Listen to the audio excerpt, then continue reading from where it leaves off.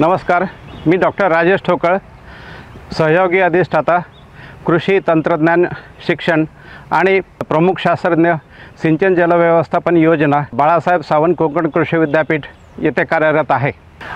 आज मी आपल्याकडे ठिबक सिंचनासाठी गाळण यंत्रणा यांची निवड आणि निगा कशी राखावी याबाबतची माहिती मी आपल्यासमोर घेऊन आलेला आहे। आपल्याला हा व्हिडिओ आवडला तर डॉक्टर बाळासाहेब सावंत कोकण कृषी विद्यापीठच्या यूट्यूब चॅनल, फेसबुक यांना लाईक करा, फॉलो करा, शेअर करा। ठिबक सिंचनामध्ये प्रथमतः विहिरीनंतर पंप आणि गाळण यंत्र हे दोन महत्त्वाचे घटक आहेत।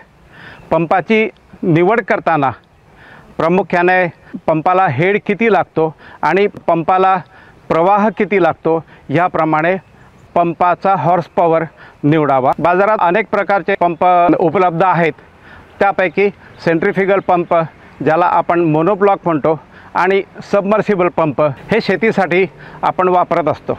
ठिबक सिंचनासाठी लागणाऱ्या गाळण यंत्रणेमध्ये प्रामुख्याने 4 प्रकार पडतात।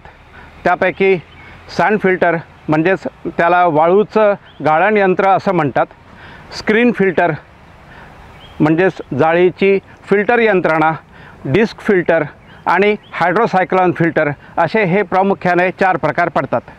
वाळूचे गाळण यंत्र यात प्रामुख्याने वाळूचा वापर केला जातो आणि पाण्याच्या गढुतेनुसार याची निवड करावी आणि या यंत्रणेच्या क्षमतेचा पंपाच्या प्रवाहाशी संबंध असल्याने पंपाच्या प्रवाहानुसार त्याची क्षमता निवडावी।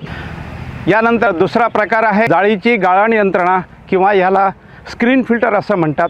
यात 100 ते 120 मायक्रॉनची जाळी बसवलेली असते, जेणेकरून पाण्यातील बारीक कचरा हा जाळीमध्ये अडकून स्वच्छ पाणी हे सिंचनाच्या संचात आपण त्याचा प्रवाह सोडत असतो। ही जाळीची गाळण यंत्रणा जेव्हा पाण्यामध्ये गढुता कमी असेल त्यावेळी जाळीची गाळण यंत्रणा आपण बसवत असतो। यानंतरची गाळण यंत्रणा म्हणजे डिस्क फिल्टर आहे आणि गाळण यंत्रणा जाळीच्या गाळण यंत्रणेपेक्षा जास्त कार्यक्षम आहे आणि याचाही वापर पाण्याच्या कमी गढुतेनुसार करावा।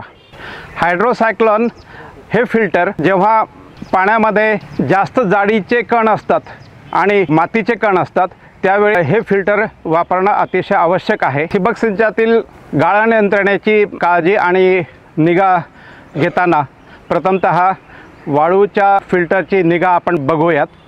ज्यावेळी इनलेट आणि आउटलेट या प्रेशर गेजमधील फरक 0.5 किलोग्राम प्रति स्क्वेअर सेंटीमीटरच्या वर जात असेल त्यावेळी फिल्टर साफ करणे अतिशय गरजेचे असते। वाळूचे गाळण यंत्र यात एकूण 4 वॉल असतात, त्यापैकी 2 वॉल हे संचाचे इनलेट आणि आउटलेटचे वॉल असतात आणि उरलेले 2 वॉल बॅकवॉश संयंत्राचे 2 वॉल असतात, ज्याला फ्लश वॉल आणि बॅकवॉश वॉल असं म्हणतात। बॅकवॉश संयंत्र सुरू करताना प्रथमतः संचाचे इनलेट आणि आउटलेट 2 वॉल बंद करावे आणि सोबत बॅकवॉशचा वॉल आणि फ्लश वॉल हे 2 वॉल सुरू करावे, जेणेकरून हा पंपाकडून आलेला पाण्याचा प्रवाह हा उलटा होऊन बॅकवॉशमधून गढूळ झालेलं पाणी हे पूर्णतः निघून जाईल।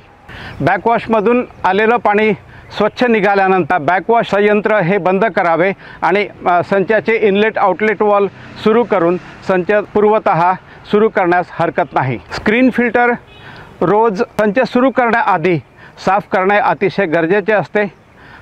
त्यात स्क्रीन ही स्वच्छ करून परत ती संचामध्ये बसवावी आणि ठिबक संच सुरू करावा।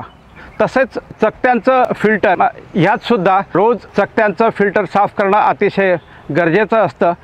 संच सुरू करण्याआधी ह्या चकत्या ढिल्या करून त्यातील गाळ काढून तो स्वच्छ करावा आणि परत संच पूर्ववत सुरू करावा। आपल्याला हा व्हिडिओ आवडला असल्यास डॉक्टर बाळासाहेब सावंत कोकण कृषी विद्यापीठ यांच्या यूट्यूब चॅनल आणि फेसबुकला फॉलो करा, लाईक करा, सबस्क्राईब करा आणि आम्हाला प्रोत्साहित करा। धन्यवाद।